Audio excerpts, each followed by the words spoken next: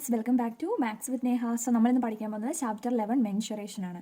Chapter 11 തന്നെ exercise 11.1 നമ്മൾ complete ആക്കി. ഇനി നമ്മൾ മെയിൻ ആയിട്ടുള്ള ഈ ചാപ്റ്ററിൻ്റെ മെയിൻ ആയിട്ടുള്ള ഭാഗത്തേക്കാണ് പോകാൻ പോകുന്നത്. സോ നമുക്ക് സമയം കളയാതെ പോവാം. ഇന്ന് നമ്മൾ ഇതിൻ്റെ ഇൻട്രൊഡക്ഷൻ പാർട്ടാണ് പഠിക്കുന്നത്. അതായത് ഇതിൻ്റെ കോൺസെപ്റ്റ്സ് എല്ലാം നമ്മൾ കംപ്ലീറ്റ് ആക്കും ഇന്ന്. അത് കഴിഞ്ഞിട്ട് ക്വസ്റ്റ്യൻസ് വേറെ വീഡിയോസിൽ അപ്ലോഡ് ചെയ്യാം. ഓക്കെ അല്ലേ? അപ്പോൾ നമുക്ക് നേരെ കടക്കാം അല്ലേ, വീഡിയോയിലേക്ക് കടക്കാം. അപ്പോൾ മെൻഷറേഷൻ ചാപ്റ്ററിൽ തന്നെ നമ്മൾ പഠിക്കുന്നത് ഏരിയ, വോളിയം, സർഫസ് ഏരിയ, ഇതൊക്കെ എന്താണ്, ഓരോരോ ക്വാഡ്രിലാറ്ററലിൻ്റെയും സോളിഡ് ഷേപ്സിൻ്റെയും ഒക്കെ ഏരിയയും വോളിയമും ഒക്കെ കണ്ടുപിടിക്കാനുള്ള കാര്യങ്ങളാണ് ഈ മെൻഷറേഷൻ ചാപ്റ്ററിൽ നമ്മൾ പഠിക്കുന്നത്. അപ്പോൾ ആദ്യം തന്നെ നമുക്ക് ഈ ചാപ്റ്ററിൽ പഠിക്കാനുള്ളത് ഏരിയ ഓഫ് ട്രപ്പീസിയം. ട്രപ്പീസിയം എന്താണെന്ന് നമ്മൾ അണ്ടർസ്റ്റാൻഡിങ് ക്വാഡ്രിലാറ്ററലിനകത്ത് പഠിച്ചായിരുന്നു. അപ്പോൾ നമുക്ക് ട്രപ്പീസിയം എന്താണെന്നൊക്കെ അറിയാം അല്ലേ. പാരലൽ സൈഡ്സ് ഉള്ള ഏതെങ്കിലും ഓപ്പോസിറ്റ് സൈഡ്സ് പാരലൽ ആയിരിക്കണം, അങ്ങനെയൊക്കെ കുറച്ച് പ്രോപ്പർട്ടീസ് ഒക്കെ നമ്മൾ പഠിച്ചായിരുന്നു അല്ലേ. അപ്പോൾ ഏരിയ ഓഫ് എ ട്രപ്പീസിയം എങ്ങനെ കണ്ടുപിടിക്കും? half of the sum of the length of parallel sides into perpendicular distance between them. അതായത് ഏരിയ ഓഫ് എ ട്രപ്പീസിയം എന്ന് പറഞ്ഞാൽ half into 1/2 into sum of the length of parallel sides. ഇത് രണ്ടും അല്ലേടെ ഈ ട്രപ്പീസിയത്തിൻ്റെ parallel sides. അപ്പോൾ ഈ ഒരു സൈഡിൻ്റെ length നമുക്ക് എ എന്ന് വിളിക്കാം, ഈ ഒരു സൈഡിൻ്റെ ലെങ്ത് ബി എന്ന് വിളിക്കാം. ചിലപ്പോൾ ഇത് 7 സെൻറ്റിമീറ്റർ ആയിരിക്കും, ഇത് 10 സെൻറ്റിമീറ്റർ ആയിരിക്കും, നമുക്കറിയത്തില്ല. ഓരോ ക്വസ്റ്റ്യൻ അനുസരിച്ച് മാറുമല്ലോ. അപ്പോൾ എ നമുക്ക് ഒരു പാരലൽ സൈഡിൻ്റെ ലെങ്ത് എന്നും മറ്റേ പാരലൽ സൈഡിൻ്റെ ലെങ്ത് ബി എന്നും വിളിക്കാം. അപ്പോൾ half into a plus b into H എന്ന് പറയുന്നത് എന്താ? ഈ പാരലൽ സൈഡ്സ് തമ്മിലുള്ള പെർപെൻഡിക്കുലർ ഡിസ്റ്റൻസ് എന്താണോ അതാണ് എച്ച്, ഹൈറ്റ്. ഓക്കെ അല്ലേടാ? ഇപ്പോൾ ഇവിടെ കണ്ടോ, ഇങ്ങനൊരു ഈ ഒരു പാരലൽ സൈഡിൽ നിന്ന് ഈ ഒരു പാരലൽ സൈഡിലേക്ക് വരച്ചിരിക്കുന്ന സ്ട്രെയിറ്റ് ലൈനാണ് പെർപെൻഡിക്കുലർ ഡിസ്റ്റൻസ് എന്ന് പറയുന്നത്. ഓക്കെ, ഇത് രണ്ടും തമ്മിലുള്ള സ്ട്രെയിറ്റ് ആയിട്ടുള്ള ഡിസ്റ്റൻസ്, അതിനെയാണ് നമ്മൾ ഹൈറ്റ് എന്ന് വിളിക്കുന്നത്. ഇവിടെ എച്ച് ഇത്രയുമാണ്. അങ്ങനെ എല്ലാ ട്രപ്പീസിയത്തിനും ഒരു ഹൈറ്റ് കാണും. അപ്പോൾ ഇതാണ് ഇക്വേഷൻ. ഓക്കെ, ഏരിയ ഓഫ് ഈ ട്രപ്പീസിയത്തിൻ്റെ ഏരിയ കണ്ടുപിടിക്കാനുള്ള ഇക്വേഷനാണ് half into a plus b into h. ഇത് നിങ്ങൾ എന്തായാലും ഓർത്തിരിക്കണം എപ്പോഴും കേട്ടോ. ഇനി നമുക്ക് അടുത്ത ക്വസ്റ്റ്യൻ, അടുത്ത ഒരു ഇതിലേക്ക് പോകാം. Area of rhombus. അപ്പം ഏരിയ ഓഫ് ട്രപ്പീസിയം എല്ലാവർക്കും മനസ്സിലായോ? ഇനി ഏരിയ ഓഫ് റോംബസ് പഠിക്കാം. റോംബസ് എന്താണ് നമ്മൾ പഠിച്ചല്ലേ, എല്ലാ സൈഡും ഈക്വൽ ആയിട്ടുള്ള പെർപെൻഡിക്കുലർ ബൈസെക്ടേഴ്സ് ആയിട്ടുള്ള ഡയഗണൽസ് ഉള്ള കുറേ പ്രോപ്പർട്ടീസ് ഒക്കെ പഠിച്ചായിരുന്നു അല്ലേ. അപ്പോൾ അങ്ങനെ ഒരു റോംബസിൻ്റെ ഏരിയ എന്താ? Half the product of its diagonals, half into D1 into D2 എന്നാണ് area of A rhombus. Rhombus ആകുമ്പോൾ നമുക്കറിയാം അതിന് 2 ഡയഗണൽസ് കാണും അല്ലേ. ഡയഗണൽസ് കാണത്തില്ലേടാ? ഈ ഒരു ഡയഗണലും ഉണ്ട്, ഈ ഒരു ഡയഗണലും ഉണ്ട്, D1ഉം D2ഉം. അപ്പോൾ ഒരു ഡയഗണലിൻ്റെ ലെങ്ത് എന്ന് പറയുന്നത് D1, അടുത്ത ഡയഗണലിൻ്റെ ലെങ്ത് എന്ന് പറയുന്നത് D2.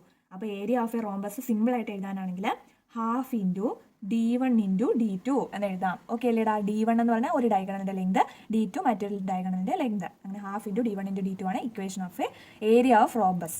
അതുപോലെ നമുക്ക് വേറൊരു രീതി കണ്ടുപിടിക്കാം. ഇപ്പോൾ ഈ ഒരു റോംബസ് നമുക്കൊരു പേരിടാം, ABCD എന്നിട്ടെന്ന് വിചാരിച്ചോ. ഈ ഒരു റോംബസിൻ്റെ ഏരിയ വേറൊരു രീതിയിലും കണ്ടുപിടിക്കാം. എങ്ങനെ കണ്ടുപിടിക്കാം? ഈ ട്രയാങ്കിൾ ABD നിങ്ങൾക്ക് കാണാൻ പറ്റുന്നുണ്ടോ? ഇത് ട്രയാങ്കിൾ അല്ലേടാ, ട്രയാങ്കിൾ ABD. അതുപോലെ ട്രയാങ്കിൾ BDC, അതുപോലെ ട്രയാങ്കിൾ അല്ലേ. ഈ 2 ട്രയാങ്കിളിൻ്റെ എന്താ പറയുക, ഏരിയ കണ്ടുപിടിച്ചിട്ട് ആഡ് ചെയ്താലും റോംബസിൻ്റെ ഫുൾ ഏരിയ കിട്ടും. അങ്ങനെ നമ്മളൊരു മെത്തേഡ് ഉണ്ട് കേട്ടോ. അപ്പോൾ ഇങ്ങനെ നമുക്ക് എഴുതാം, area of triangle ABD plus area of triangle BDC. Okay അല്ലേ? അപ്പോൾ ട്രയാങ്കിളിൻ്റെ ഏരിയ നമുക്കറിയാം half into base into height അല്ലേ. അപ്പം ബേസ് എന്ന് പറയുന്നത് ഈ ADB എന്ന് പറയുന്ന ട്രയാങ്കിളിൻ്റെ ബേസ് എന്താ? DB അല്ലേടാ. അതുപോലെ ഹൈറ്റ് ഏതാ? എയും ഇവിടെ ഒരു O ഇട്ടാൽ AO എന്ന് പറയുന്നതാണ് ഇവിടുത്തെ ഹൈറ്റ്, ഈ ADBയുടെ ട്രയാങ്കിളിൻ്റെ. അതുപോലെ ട്രയാങ്കിൾ BDCയുടെ ഹൈറ്റ് എന്താ? OC അല്ലേ. ബേസ് ഏതാ? BD അല്ലേ. മനസ്സിലായോ? ഇങ്ങനെയാണ് കേട്ടോ. ഇങ്ങനെ നമുക്കൊരു മെത്തേഡ് ഉണ്ട്, നിങ്ങളൊന്ന് ജസ്റ്റ് ഓർത്തിരിക്കുക. നിങ്ങളുടെ ടെക്സ്റ്റ് ബുക്കിൽ തന്നിട്ടുണ്ട്. അതുപോലെ നമുക്കൊരു എക്സസൈസിലെ ക്വസ്റ്റ്യൻ ചെയ്യുന്നത് ഈ ഒരു മെത്തേഡ് യൂസ് ചെയ്തിട്ടാണ്. ഓക്കെ അല്ലേ? അപ്പോൾ റോംബസിനെ half into D1 into D2 അല്ലെ ട്രയാങ്കിൾ ABD പ്ലസ് ട്രയാങ്കിൾ BDCയുടെ ഏരിയാസ് പ്ലസ് ചെയ്തെടുക്കുന്നതായിരിക്കും. ഓക്കെ, ഇനി നമുക്ക് area of a quadrilateral ABCD, ഒരു ജനറൽ ആയിട്ട് ഒരു ക്വാഡ്രിലാറ്ററൽ തന്നെ. ക്വാഡ്രിലാറ്ററൽ എന്ന് പറഞ്ഞാൽ എന്താ? 4 സൈഡ്സ് ഉള്ള ഒരു പോളിഗണാണ് അല്ലേ. അപ്പോൾ അങ്ങനെ ഒരു പോളിഗണിൻ്റെ ഏരിയ ജനറൽ ആയിട്ട് പറയുമ്പോൾ എന്തായിരിക്കും? Area of triangle ABC plus area of triangle ADC. ഇപ്പോൾ ഇതൊരു ക്വാഡ്രിലാറ്ററൽ അല്ലേ. ഈ ഒരു ക്വാഡ്രിലാറ്ററിൻ്റെ ഏരിയ എന്ന് പറഞ്ഞാൽ ട്രയാങ്കിൾ ABCയുടെയും ട്രയാങ്കിൾ ADCയുടെ അല്ലേ, ഇതിൻ്റെ ഏരിയ പ്ലസ് ചെയ്താൽ ഈ ഒരു ക്വാഡ്രിലാറ്ററിൻ്റെ ഏരിയ കിട്ടും. അപ്പോൾ നമുക്ക് എങ്ങനെ എഴുതാം? ആദ്യം ട്രയാങ്കിൾ ABC നോക്കിക്കേ. അതിൻ്റെ ബേസ് എന്ന് പറഞ്ഞാൽ half into base into height ആണല്ലോ ട്രയാങ്കിളിൻ്റെ ഏരിയ. അപ്പോൾ ഇവിടെ ബേസ് എന്ന് പറയുന്നത് എന്താ? ABCയുടെ AC അല്ലേടാ ബേസ്. അപ്പോൾ ഹാഫ് ഇൻറ്റു ബേസിൻ്റെ അവിടെ AC എന്ന് എഴുതി. ഹൈറ്റ് എന്താ ഞാൻ പറഞ്ഞു, ഇവിടെ നിന്ന് ഇങ്ങോട്ട് വരയ്ക്കണം അല്ലേ. അതായത് ബേസിൻ്റെ ഓപ്പോസിറ്റ് ആയിട്ടുള്ള വെർട്ടിസിൽ നിന്ന് ബേസിലേക്ക് സ്ട്രെയിറ്റ് ലൈൻ വരയ്ക്കുന്നതാണ് അതിൻ്റെ ഹൈറ്റ്, H1 എന്ന് എഴുതി കേട്ടോ. ഈ ഒരു ട്രയാങ്കിളിൻ്റെ ഹൈറ്റ് H1 ആണേ. അപ്പോൾ നമുക്ക് half into AC into H1 എന്ന് എഴുതത്തില്ലേ. പ്ലസ് ഇനി ട്രയാങ്കിൾ ADCയുടെ നോക്കിയേ, ഹാഫ് ഇൻറ്റു ബേസ് ഇതിൻ്റെ AC അല്ലേടാ. AC ഇൻറ്റു H2 എന്ന് പറഞ്ഞാൽ ഈ ഒരു വെർട്ടിസിൽ നിന്ന് ഇങ്ങോട്ട് വരയ്ക്കുന്നത് H2. അപ്പോൾ H2 എന്ന് എഴുതി. അപ്പോൾ നമുക്കറിയാം H1ഉം H2ഉം ബാക്കിയൊക്കെ സെയിം അല്ലേ, ഹാഫ് AC അല്ലേ. അതിനെ നമുക്ക് കോമൺ ആയിട്ട് എടുക്കത്തില്ലേ. ഹാഫ് ഇൻറ്റു AC പിന്നെ ബ്രാക്കറ്റ് H1 പിന്നെ ഈ പ്ലസ് പിന്നെ H2 കൂടെ എഴുതി, H1 പ്ലസ് H2. മനസ്സിലായോ? അങ്ങനെ നമുക്ക് ഹാഫ് ഇൻറ്റു ഈ എ സി എന്ന് പറയുന്നത് ഇവിടെ എന്താ, ഈ ഒരു ക്വാഡ്രിലാറ്ററലിൻ്റെ എ സി എന്ന് പറയുന്നത് ഒരു ഡയഗണൽ അല്ലേടാ, ഡയഗണൽ ആയതുകൊണ്ട് നമുക്ക് ഡി എന്ന് കൊടുക്കാം അല്ലേ. Half into D into H1 + H2 എന്ന് കിട്ടും. ഇതാണ് ഒരു ജനറൽ ആയിട്ട് ഒരു ക്വാഡ്രിലാറ്ററലിൻ്റെ ഏരിയ കണ്ടുപിടിക്കാനുള്ള equation. Area of a quadrilateral എന്ന് പറഞ്ഞാൽ half into D into H1 + H2, half into D into H1 + H2. ഇതെല്ലാം നിങ്ങൾ നന്നായിട്ട് കാണാതെ പഠിച്ച് വെക്കണം കേട്ടോ ഇക്വേഷൻസ്. ഇനി നമുക്ക് അടുത്തൊരു ടോപ്പിക്കിലേക്ക് പോവാം. അടുത്ത ടോപ്പിക് എന്ന് പറയുന്നത് സോളിഡ് ഷേപ്സ് ആണ്. സോളിഡ് ഷേപ്സ് എന്ന് പറയുമ്പം അത് 2D ഷേപ്സ് ആണ്. അതായത് ഇത് കണ്ടോ, ഇതിനെ നമുക്കൊരു ക്യൂബോയിഡാന്ന് പറയാം. നിങ്ങൾ പഠിച്ചിട്ടുണ്ട് ക്യൂബും ക്യൂബോയിഡും ഒക്കെ അല്ലേ. അപ്പോൾ ഞാൻ പറയാം ആദ്യം സോറി. അപ്പോൾ സർഫസ് ഏരിയ എന്ന് പറയുന്നത് എന്താണെന്നാണ് ഞാൻ ആദ്യം പറയുന്നത്. സോളിഡ് ഷേപ്സ് ക്യൂബോയിഡ് ഉണ്ട്, ക്യൂബ് ഉണ്ട്, അതുപോലെ സിലിണ്ടർ ഉണ്ട്. ഇത്രയും 3 എണ്ണമാണ് നിങ്ങൾക്ക് ഇപ്പം പഠിക്കാനുള്ളത്. കോണൊക്കെ ഉണ്ട്, അത് വേറെ, അത് നമ്മൾ അടുത്ത വർഷമൊക്കെ പഠിക്കും കേട്ടോ. അപ്പോൾ ഈ വർഷം നമുക്ക് പഠിക്കാൻ ക്യൂബോയിഡും സിലിണ്ടറും അതുപോലെ ക്യൂബുമാണ് ഉള്ളത്. അപ്പോൾ ഞാനിവിടെ ഫിഗർ വരച്ചേക്കുന്നത് നോക്കിയേ. ഇതാണ് ഒരു ക്യൂബോയിഡ്, അതായത് ഒരു റെക്റ്റാങ്കിളിൻ്റെ ഒരു 2D ഷേപ്പിനെയാണ് നമ്മൾ ക്യൂബോയിഡ് എന്ന് പറയുന്നത്. ഓക്കെ അല്ലേ. ക്യൂബോയിഡിന് ഒരു ബ്രെഡ്ത്ത് ഉണ്ട്, ലെങ്ത് ഉണ്ട്, അതുപോലെ ഹൈറ്റും ഉണ്ട്. ഒരു റെക്റ്റാങ്കിൾ വരയ്ക്കുമ്പോൾ നമുക്കറിയാം ലെങ്തും ബ്രെഡ്ത്തും മാത്രമേ ഉള്ളൂ. അതൊരു എന്താ 1D ഷേപ്പ് ആയതുകൊണ്ട്, അതായത് പേപ്പറിൽ വരയ്ക്കാൻ പറ്റും. ഇത് പക്ഷേ എന്ന് പറഞ്ഞാൽ ഒരു 2D ഷേപ്പാണ്. അതായത് ഇത് കണ്ടോ, ഇവിടെ ഒരു ഹൈറ്റ് ഉണ്ട്. ഈ ക്യൂബോയിഡിനെ കണ്ട് നിങ്ങൾക്ക് എന്താ ഇമാജിൻ ചെയ്യാൻ പറ്റുന്നുണ്ടോ? ഒരു ക്യൂബോയിഡ് ഒരു റെക്റ്റാങ്കിളിൻ്റെ തന്നെ ഒരു 2D ഫോം. അതായത് ഇപ്പോൾ ഈ ഒരു ഇത് നിങ്ങൾക്ക് കാണാൻ പറ്റുന്നുണ്ടോ? ഇത് കണ്ടോ, ഇതിനൊരു ഹൈറ്റ് ഉണ്ട് അല്ലേ. ഇതൊരു ബോക്സ് പോലത്തെ സംഭവമാണ്. ഇവിടെ നിന്ന് നോക്കി, ഈ ഫേസിൽ നിന്ന് നോക്കി നമുക്കറിയാം ഇതൊരു റെക്റ്റാങ്കിളാണ് അല്ലേ. പക്ഷേ റെക്റ്റാങ്കിളിൽ തന്നെ കണ്ടു ഈ സൈഡൊക്കെ കുറച്ചുണ്ട്, അതായത് ഹൈറ്റ് ഒക്കെ ഉണ്ട്. അപ്പോൾ നമുക്കത് അറിയാൻ പറ്റും ഈ ഒരു ക്യൂബോയിഡിൻ്റെ ഹൈറ്റ് എന്ന് പറയുന്നത് ഇത്രയുമാണ്. അതുപോലെ ഇങ്ങനെ നോക്കുമ്പം അതിൻ്റെ ലെങ്ത് എന്ന് പറയുന്നത് നീളമുള്ള സൈഡ്, ഇതാണ് ലെങ്ത്. ഓക്കെ. അതുപോലെ ബ്രെഡ്ത്ത് എന്ന് പറയുന്ന ഈ ഒരു കുഞ്ഞു ഭാഗം, ഇത് നമ്മൾ നേരത്തെ പഠിച്ചിട്ടുള്ള കാര്യം, ജസ്റ്റ് എന്ന് പറഞ്ഞതേ ഉള്ളൂ. അതുപോലെ ഇപ്പം ക്യൂബ് എന്ന് പറയുമ്പോൾ സ്ക്വയറിൻ്റെ ഒരു 2D ഫോമാണ് നമ്മുടെ ക്യൂബ് എന്ന് പറയുന്നത്. ഓക്കെ അല്ലേ.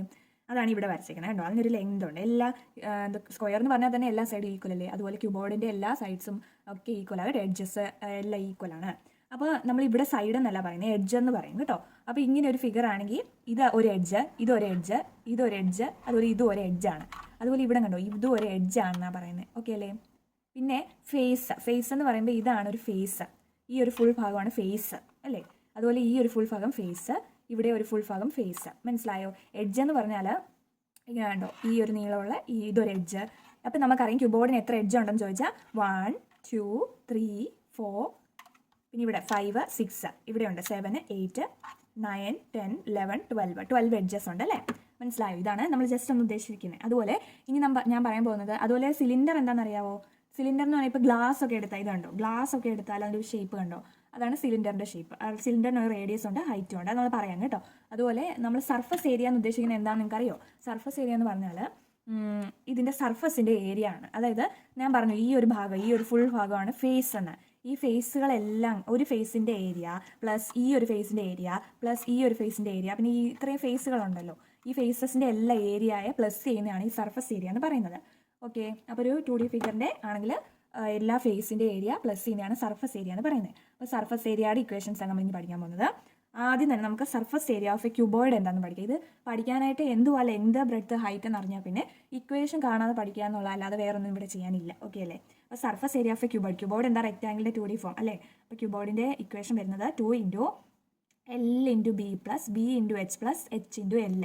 ഓക്കെ അല്ലേ. അപ്പോൾ ഞാൻ ഈ ഫിഗർ വരച്ചിരിക്കുന്നത് കണ്ടോ, ഇതിലേതാ ലെങ്ത് ഞാൻ കാണിച്ചെന്താണ് ഈ ഒരു ബോക്സിൽ അല്ലേ.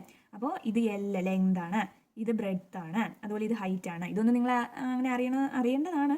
മനസ്സിലായില്ലെങ്കിൽ നിങ്ങൾ ഇങ്ങനത്തെ ഒരു സംഭവം എടുത്ത് വെച്ച് നോക്കുക. ഇതാണ് ഹൈറ്റ്, ഈ ഒരു ഭാഗം കണ്ടോ, ഇതാണ് ഹൈറ്റ്, അതിൻ്റെ പൊക്കം. ഇതിന് ഇത്രയും പൊക്കമുണ്ട്. ഇപ്പോൾ നമ്മൾ ഇവിടെ സർഫസിൽ വെച്ച് കഴിയുമ്പോൾ നമുക്കറിയാം, ഇങ്ങനെ സർഫസിൽ വെച്ചേക്കുവാണെങ്കിൽ ഇതല്ലേ അതിൻ്റെ ഹൈറ്റ് എന്ന് പറയുന്നത്, അതാണ് ഹൈറ്റ്. ഇത് ഇത്രയാണ് ലെങ്ത്, അതുപോലെ ഈ ഒരു ഭാഗമാണ് ബ്രെഡ്ത്ത്. മനസ്സിലായോ? ഈ ഒരു ഫിഗർ കാണുമ്പോൾ നമുക്ക് മനസ്സിലാവും അല്ലേ. അതുപോലെ അങ്ങനെ ലെങ്തും ബ്രെഡ്ത്തും ഹൈറ്റും ഉണ്ട്, അതാണ് എല്ലും ബിയും എച്ചും എന്ന് പറഞ്ഞാൽ ലെങ്തും ബ്രെഡ്ത്തും ഹൈറ്റും ആണ്. ഇനി surface area of A cylinder എന്താണെന്ന് നമുക്ക് നോക്കാം. സിലിണ്ടറിൻ്റെ സർഫസ് ഏരിയ കണ്ടുപിടിക്കാനുള്ള equation 2πr × r + h. r എന്ന് പറഞ്ഞ ഇവിടെ റേഡിയസും h എന്ന് പറയുന്ന ഹൈറ്റും, ഇത് പൈ ആണ്. പൈ എന്ന് പറഞ്ഞാൽ നമുക്കറിയാം വാല്യൂ 22/7 അല്ലേ. അപ്പോൾ ഈ ഒരു സിലിണ്ടർ നോക്കിക്കാൻ നമ്മൾ ഈ സിലിണ്ടർ നോക്കുമ്പോൾ നമുക്കറിയാം ആ സിലിണ്ടർ എന്ന് പറയുമ്പോൾ ഗ്ലാസ് പോലെയൊക്കെ. ഗ്ലാസിൻ്റെ ഒരു ഫേസ് എന്ന് പറയുന്നത് ഒരു സർക്കിൾ ഷേപ്പിലല്ലേ, 2 ഫേസ് താഴെയും മുകളിലും.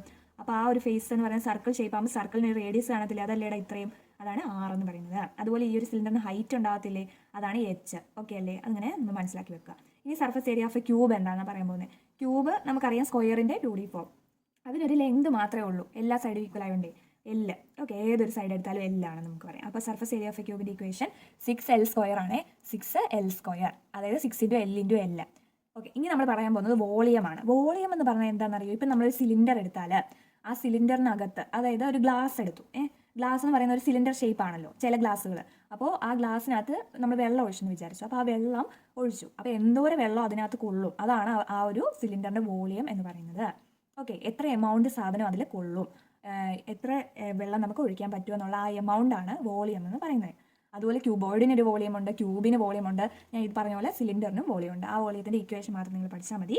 വോളിയം ഓഫ് ക്യൂബോയിഡ് എന്ന് പറയുന്നത് L × B × H ആണ്. Okay, length × breadth × height. അതുപോലെ വോളിയം ഓഫ് ക്യൂബ് എന്ന് പറയുന്നത് എന്താ? L³ ആണ്. അതായത് L × L × L, 3L multiply ചെയ്യാം. ഇനി വോളിയം ഓഫ് എ സിലിണ്ടർ എന്ന് പറയുന്നത് എന്താ? πr² H ആണ്. π × R × R × H. ഓക്കെ അല്ലേ? πr² H ആണ് volume of A cylinder. R എന്ന് പറഞ്ഞാൽ ഹൈറ്റ്, H എന്ന് പറഞ്ഞാൽ R എന്ന് പറഞ്ഞാൽ റേഡിയസും, H എന്ന് പറഞ്ഞാൽ ഹൈറ്റും. അതുപോലെ π എന്ന് പറഞ്ഞാൽ 22/7. ഓക്കെ അല്ലേ? ഇനി നമ്മൾ ഇവിടെ ഒരു സംഭവം എഴുതി വെച്ചിട്ടുണ്ട്. ഇത് പക്ഷേ നമ്മൾ ക്വസ്റ്റ്യൻ ചെയ്യുമ്പോൾ നമുക്ക് മനസ്സിലാകത്തുള്ളൂ. 1 മീറ്റർ = 100 സെൻറ്റിമീറ്റർ എന്നൊക്കെ നമ്മൾ പഠിച്ചിട്ടില്ലേ? അതുപോലെ ഒരു സംഭവമാണ് ഈ ഒരു ചാപ്റ്ററിൽ വേണ്ടതാണ്. നിങ്ങളൊന്ന് ഇത് കാണാൻ പഠിക്കാൻ പറ്റുന്നവരൊന്ന് കാണാൻ പഠിച്ച് വെച്ചാൽ നമുക്ക് ക്വസ്റ്റ്യൻ ചെയ്യുമ്പോൾ ഞാൻ കുറച്ചുകൂടെ മനസ്സിലാക്കി തരാവേ. 1 cm³ എന്ന് പറയുന്നത് 1 ml ആണ്. അതുപോലെ 1 ലിറ്റർ എന്ന് പറഞ്ഞാൽ 1000 cm³ ആണ്. 1 m³ എന്ന് പറഞ്ഞാൽ ഇതിപ്പോൾ എത്രയാ? 10 lakh cm³ ആണ്. അതുപോലെ 1000 ലിറ്ററുമാണ്. ജസ്റ്റ് ഒന്ന് ചെറിയതായിട്ട് ഞാൻ പറഞ്ഞതേ ഉള്ളൂ. ഇനി ക്വസ്റ്റ്യൻ ചെയ്യുമ്പോൾ നമുക്ക് മനസ്സിലാക്കി തരാം കേട്ടോ. ഇങ്ങനെ ഒരു സംഭവം ഉണ്ട്, അതുകൊണ്ട് പഠിച്ച് വെച്ചേക്കാം. ഇത്രയേ ഉള്ളൂ ഈ ചാപ്റ്ററിനെ കുറിച്ച് പറയാനായിട്ട്. ഇനി നമുക്ക് അടുത്തത് ക്വസ്റ്റ്യൻ ചെയ്യുന്ന വീഡിയോസിൽ കാണാം കേട്ടോ. അപ്പോൾ എക്സസൈസ് 11.2 ആണ് അടുത്ത ചെയ്യാൻ പോകുന്നത്. അപ്പോൾ ഈ വീഡിയോ നിങ്ങൾക്ക് എല്ലാവർക്കും ഇഷ്ടമായാൽ എല്ലാവരും ലൈക്ക് ചെയ്യണം, അതുപോലെ സബ്സ്ക്രൈബ് ചെയ്യണം, കമൻറ്റ് ചെയ്യണം, പിന്നെ നിങ്ങളുടെ ഫ്രണ്ട്സിനൊക്കെ ഷെയർ ചെയ്ത് കൊടുക്കണേ. അപ്പോൾ ഇനി ഈ വീഡിയോയ്ക്ക് സ്പീഡ് കൂടുതലാണെന്നോ അങ്ങനെയൊക്കെ തോന്നിയാലൊന്ന് കമൻറ്റ് ചെയ്താൽ മതി. ഞാൻ കുറച്ചുകൂടി സ്പീഡ് കുറയ്ക്കുന്നതായിരിക്കും. എനിക്കറിയത്തില്ലല്ലോ, നിങ്ങൾ പറഞ്ഞാലല്ലേ എനിക്കറിയാൻ പറ്റുമോ, അതുകൊണ്ടാണ്. കമൻറ്റ് ചെയ്യണം, നിങ്ങൾക്ക് എന്തുണ്ടെങ്കിലും നിങ്ങൾ കമൻറ്റിൽ ചോദിച്ചാൽ മതി. ഓക്കെ അല്ലേ?